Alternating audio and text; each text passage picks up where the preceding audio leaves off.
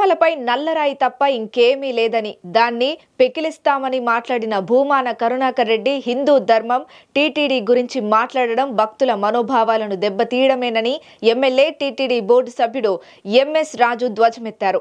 గతంలో TTD chairman గా పనిచేసిన భూమాన దేవుడి పేరుతో దోచుకున్నారని ఆరోపించారు. అనంతపురంలో ఎంఎస్ రాజు విలేకరులతో మాట్లాడారు. వైవి సుబ్బారెడ్డి భూమానల హయాంలో టీటీడీలో టికెట్లను అడ్డగోలుగా అమ్ముకోవడం, డాలర్ల మాయం వంటి అనేక అక్రమాలకు పాల్పడ్డారని ఆరోపించారు. టీటీడీ పవిత్రతను దెబ్బతీసేందుకే భూమాన కుట్రలు చేస్తున్నారని ఆరోపించారు. అందుకే టీటీడీ గోశాలలో గోవులు మృతి చెందాయని అసత్య ప్రచారానికి తెరలేపారని మండిపడ్డారు.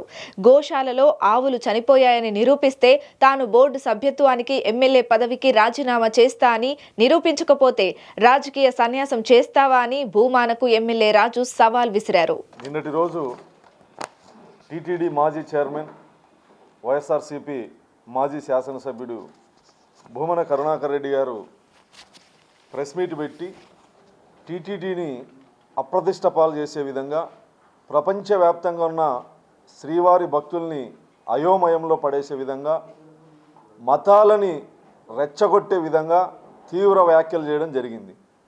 ఎక్కడో గోవులు మరణిస్తే ఆ ఫోటోలు తీసుకొచ్చి టీటీడీ గోశాలలో 100కు పైగా గోవులు మృతి అని చెప్పేసి అసత్యపు, అబద్ధపు ప్రచారాన్ని, భక్తుల యొక్క మనోభావాల్ని దెబ్బతీసే విధంగా అసత్యాలు మాట్లాడడం జరిగింది.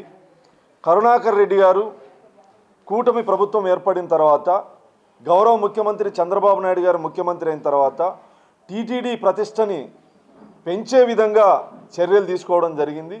అదేవిధంగా బోర్డు నియామకం తర్వాత బోర్డు చైర్మన్గా బిఆర్ నాయుడు గారు పాలక మండలి బాధ్యతలు తీసుకున్న తర్వాత, అదేవిధంగా ఈవో గారు కానీ, అడిషనల్ ఈవో గారు కానీ ముఖ్యమంత్రి గారి ఆదేశాల ప్రకారం గత 5 సంవత్సరాల్లో టీటీడీ ప్రతిష్టకు భంగం కలిగింది.